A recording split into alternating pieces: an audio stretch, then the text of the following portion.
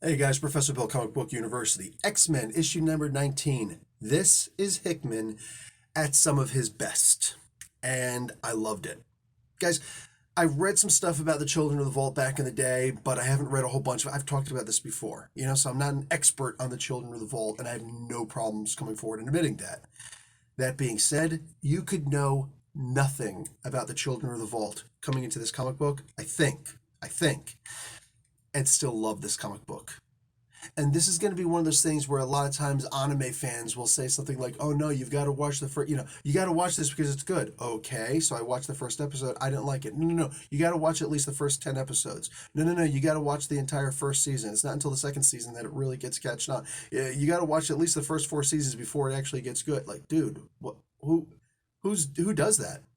Who does that? Who sits through 4 seasons of not? And this is something that people have actually said to me before.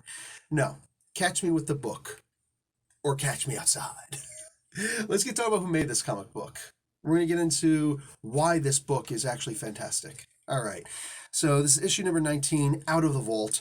Jonathan Hickman is the writer, Muhammad Asrar on art, Sunny Gho doing the color art, VC's Clayton Cowles doing the letters, Tom Mueller doing the design, cover art by Lanil Francis Yu and Sunny Gho, and Jen Bartel does the Women's History Month variant cover art. Jonathan Hickman is the head of X. How can you head your own book?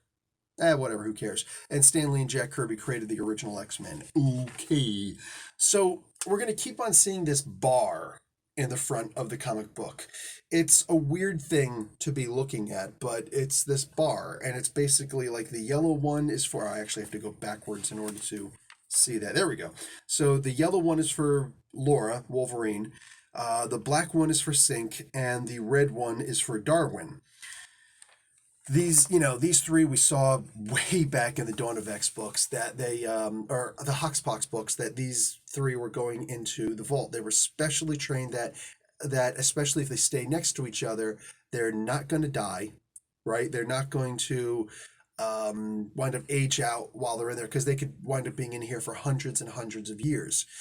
They're going to come out of this, if they come out of this, and they're going to hopefully have some kind of information to spill about the Children of the Vault, about the vault itself, about the Genesis creation, whatever world that they're in and whatnot. They're going to be able to understand the vault a whole lot better. Okay, this is a fantastic premise, but can the comic book actually be a comic book like this actually be made good? Can they actually explain all of this in one comic book? And yeah, they did an amazing job at that. Guys, this set of lines, and every single time that later on we come up and we come across more, that's actually a page I wanted to get to.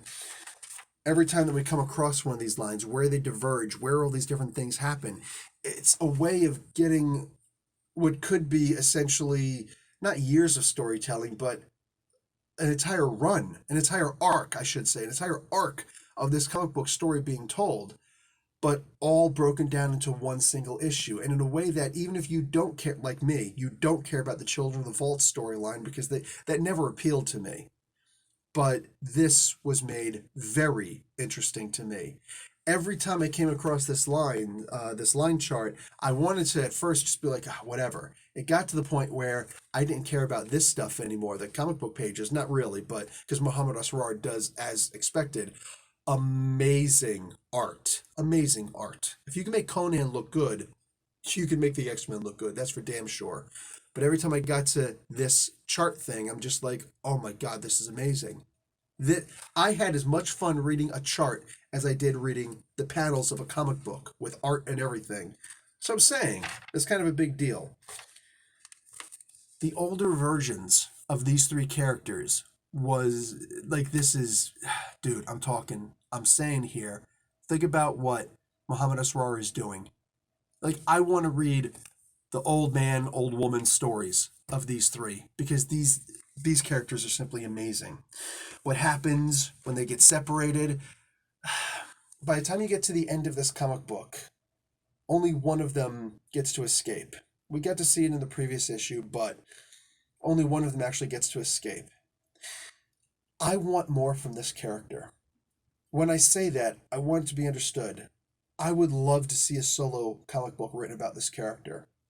When one comic book could be so interesting that you want to see a solo story about this character, the comic book has succeeded on so many levels. It's insane, right?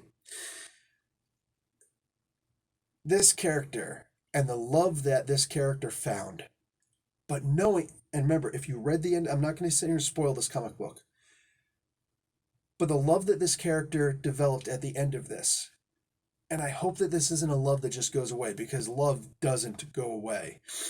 That, and it's not even just love. It's that camaraderie on a battlefield when you've been behind enemy lines as much as anybody could be behind enemy lines in this particular case.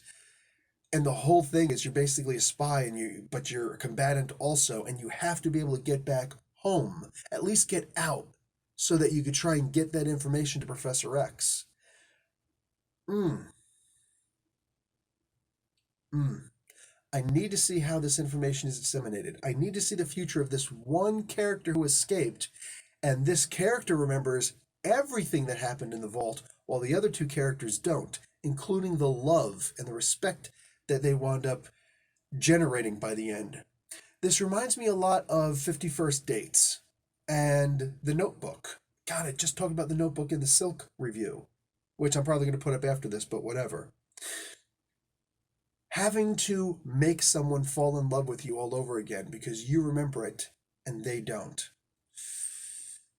There's something so damn romantic about that. And I understand there's something that's typically more for women than it is for men. But if you're a man who can appreciate stuff like that, you're going to appreciate the hell out of a story like that. Oh, man. Like, this is the kind of stuff that's made for TV. This is the kind of stuff that if you see this in a movie, you say, you get up and you're angry, not at your friends, but talking to your friends and say, there had better be a sequel to this. There had better be a part two to this. You know what I'm saying? At some point, they better be working on the sequel right now. You know what I'm saying? Like, I need to see where this goes. That's when you know that a movie succeeds. That's when you know a comic book succeeds. That's when you know any form of art succeeds. Any form of art that tells stories, because you want to know what happens next. And even if nothing happens next, then you start fanficking what happens next. This is an incredible story. The things that otherwise shouldn't work. We shouldn't need charts to make us appreciate what happens in the comic books, right? In fact, the way that Hickman has always used charts before, it was always in a way where it would reveal something. In this particular case, the charts are actually telling the story. They're telling parts of the story that otherwise would take forever to tell in the books. And I'd usually be okay with reading that. But reading an entire arc of the Children of the Vault, I think that Hickman recognized that lots of people, including people like me, would just say, I'll come back to this, right? I didn't like the 10 of X sort. Oh, for crying out loud. I've still got the 10 of X books right here. And I haven't read any but the first two yet. I just don't have the interest to go back and read those. So you made some money off of me, you know what I'm saying, Hickman, but I read something like this and it's so short that when I get to the charts and I start realizing these charts, of course are going to be important, but they're actually part of the story, it's amazing. It's amazing. This is the kind of thing that reminds me of who Hickman is. This is Hickman saying, in case you forgot, I'm mother effing Jonathan Hickman, bitches. This is that mic drop moment where he doesn't even just drop the mic, like he throws the mic, he launches it on top of a roof. You know what I'm saying? I remember there was a guy who was driving really recklessly, and he stopped right around me, and he wasn't apologetic or anything, which means he's going to continue doing it. I actually grabbed the keys from inside of his car and I threw them on top of a second story roof. You know what I'm saying? I'm like, do what you got to do. And I walked away. Big old cheesy smile on my face. Yeah, you go inside and you take care of what you got to take care of. Try and get your keys back. Hopefully some people will realize that you're freaking drunk or something. There's something wrong with you. This is basically what Hickman does. He throws our keys on top of the roof and says, I don't care what you've been reading before. I don't care what you thought of what you were reading before. This is fantastic. And it gets us into it. It gets us in a way where it's like these charts are important. You need to know these charts are important. And I'm not going to leave it to you to figure out that these charts are important. I'm going to show you how important they are early on. Because, as I always say, it is the responsibility of the storytellers to make sure that you read the book all the way through. If someone stops reading a book somewhere in the middle of reading a book, bro, that has nothing to do with the reader in any way, shape, or form whatsoever. That's on you as the creator of something. There are plenty of people who've liked something that I didn't like, and I've said, yeah, I stopped reading halfway through. Well, how are you reviewing a book that you didn't even get all the way through? I'm reviewing the stuff that I did read, dumbass. Duh. So you don't even respond to people like that. But that would be the response otherwise.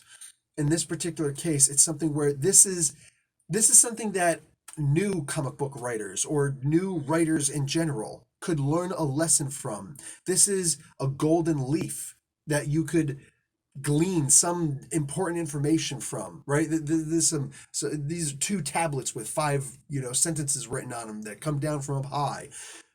This is the blueprint for how a new writer can say, I need to make sure that I don't lose the attention of my audience. And this is how I do it. Issue number 19 of Jonathan Hickman's X-Men. This is how it's done, kiddies. This is how you keep the attention of your audience. Because, holy crap, if anything else were to be learned from this comic book, it would be that. Also, Sync is a freaking awesome character. and I, for the most part, never really cared too much about, like, he was always cool, oh, Sync, nice, I like his powers, yeah, I dig that. Now this guy's moving closer to the top 10. Just like that. Guys, I'm out. Make sure you get this comic book. I don't care if you've never read an X-Men comic book in your life. Read this. I don't care if you've never read a Jonathan Hickman comic book in your life. Here's a good one to start with. This is a really fantastic comic book. I believe that this should appeal to pretty much anybody. Because it's really such an interesting way to do a comic book. It's an interesting way to do a story. Wow. If I had the talent that Hickman had, well, I probably wouldn't have the time to do reviews.